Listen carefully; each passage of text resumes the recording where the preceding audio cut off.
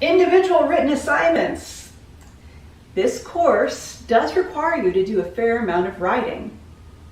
And that's necessary so that we can learn how to express good arguments, not only orally when we're speaking to others, but also in written form. A lot of our discourse in modern society is through written form, not only in college, but also social media platforms, newspapers, websites. So it's important to be able to articulate your argument clearly and carefully so that your readers understand, or your audience understands, the point that you're trying to establish.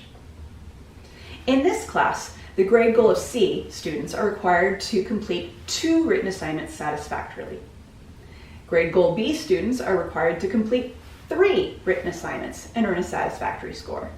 And the grade goal of A students are required to complete 4 written assignments and do so satisfactorily. Again, that just means earning a 75%. You don't need to earn an A in order to get an A, and you don't need to earn a B to get a B. You just need to competently pass each of these written assignments. Now, due dates. You'll see in the calendar, as well as the course schedule, that there are due dates for the written assignments. And I strongly suggest that you adhere to those due dates. But there is a lot of leniency here. Technically, you can submit the written assignments all the way up until the end of the term before that written assignment due date deadline. So if you happen to miss a deadline for a written assignment, it's not a huge deal. You can turn it in later, and there is no reduction in credit for doing so. However, if you turn in the written assignment on time, you'll get feedback from me.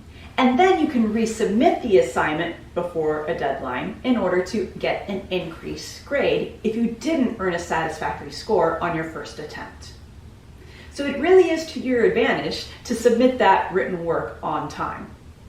And if you're in the grade group of A, those written assignments do help prepare you for exams, as does my feedback on your written submission.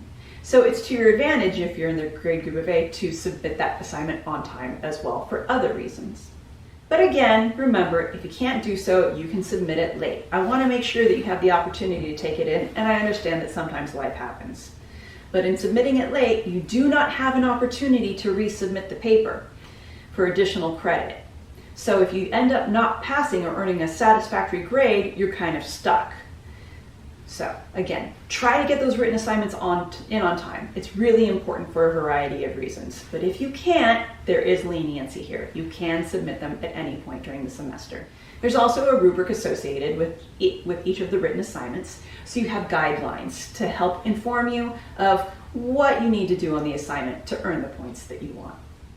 This is also explained in the syllabus for the course, so if you have questions, be sure to read that. And if you still are left a little bit confused, feel free to reach out to me via the Canvas message system.